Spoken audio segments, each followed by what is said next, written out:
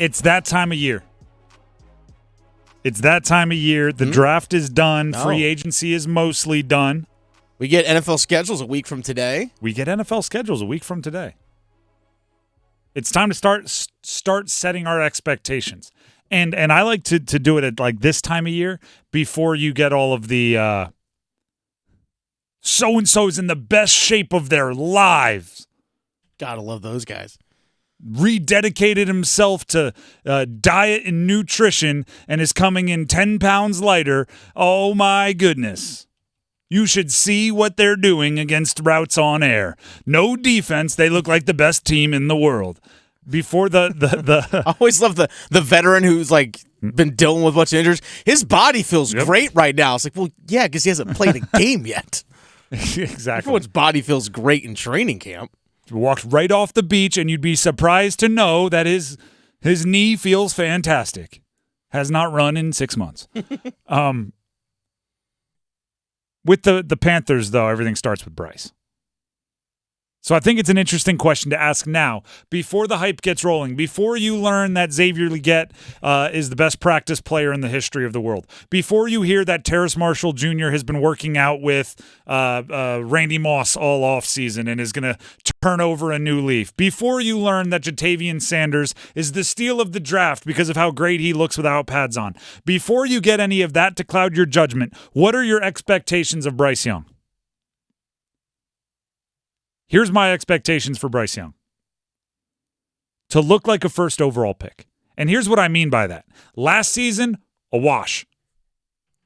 Disaster for so many reasons. I'm willing to completely and totally say, for a bunch of different reasons, that year washed out. What we're hoping didn't happen is he didn't take a bunch of steps backwards trying to deal with, do you remember, I feel like people forget how many times they changed play callers?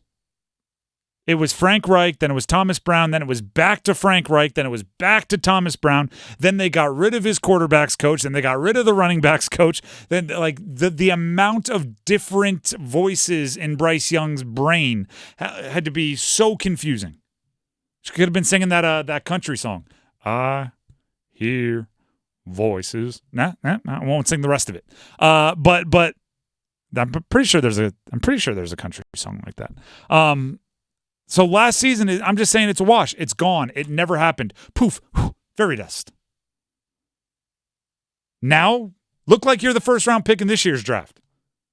Look like you were the first-round pick in this year's draft. I don't care if you make a few rookie mistakes, as long as you look like the guy that was pro-ready, the guy that was I wouldn't say consensus, but most people actually wanted Bryce Young as the number one overall pick, even though with retrospect, a lot of people go back and say, I say CJ Stroud the whole time. I didn't hear you before the draft. Like, go back and be the guy that was that prodigious, polished, ready quarterback prospect made in a lab. Follow the Trevor Lawrence timeline. Trevor Lawrence, year one, catastrophe. What did everybody do? Urban Meyer. Yep. They just said, forget that. Tebow was in your training camp. You had Urban Meyer doing his weird college stuff, allegedly kicked a kicker. Just that year, gone. Next year, he showed the flashes. They did quite a bit, right? The dramatic comeback, everything. Now Trevor Lawrence is starting to build momentum into being a franchise quarterback. Now, you have to acknowledge you wasted a year,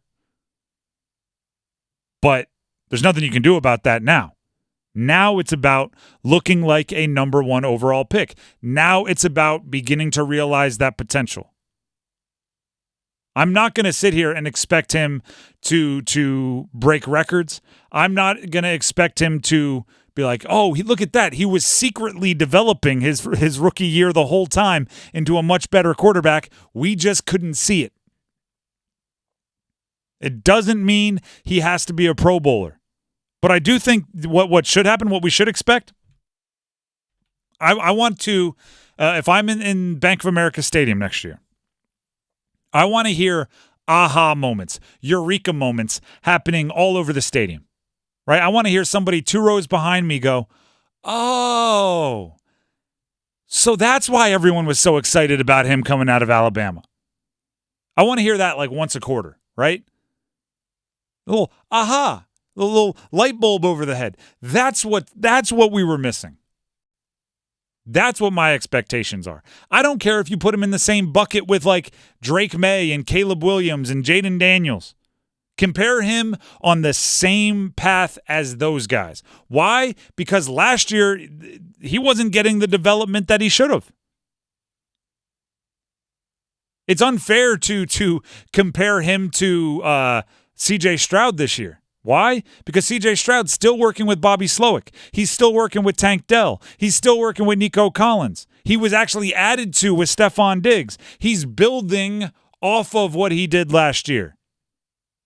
The Panthers didn't give Bryce Young the foundation in year one for him to begin building. So now it appears as if they do understand foundation building is important. So they put him with an offensive mind in Dave Canales. They put him with a group of players who might be able to grow with him. A first-round wide receiver. A running back in the backfield with him that was the first running back drafted. They spent a bunch of money on the offensive line. It's frustrating for the Panthers. It's frustrating for Panthers fans. Heck, it's frustrating for us. To sit back and say, wait, he's been in the NFL for a year. Why are you going to compare him to Drake May, who just got there? And I'm like, well, yeah, he got there, but he didn't really get there. He got there and was dealing with things well outside of his control. This is, you ready for a golf analogy here? This is one of my favorites. So Matt Fitzpatrick, who won the U.S. Open 2 or 3 years ago, okay, was playing, quite frankly, by our standards, he was playing the best golf ever. By his standards, he was playing pretty poorly for like 4 or 5 months, I think it was. And that's when they figured out something hilarious. They figured out that he was messing around with weights in his driver, and he put a little counterweight inside the grip of his driver and forgot it was there. Oh. So for like 4 months, he had been playing poorly and going, I don't get it. Feels like a good swing.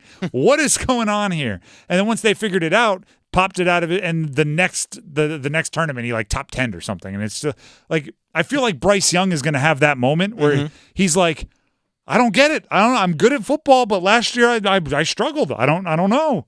I know I'm good. I've been good since I was a kid. I was good at Alabama. I was the number 1 overall pick. I showed up here. I'm not good. And they're going like, you don't understand. You had weights in your cleats. Ah. You had Frank Reich in one cleat. You had David Tepper in the other cleat. God, and that one's still there.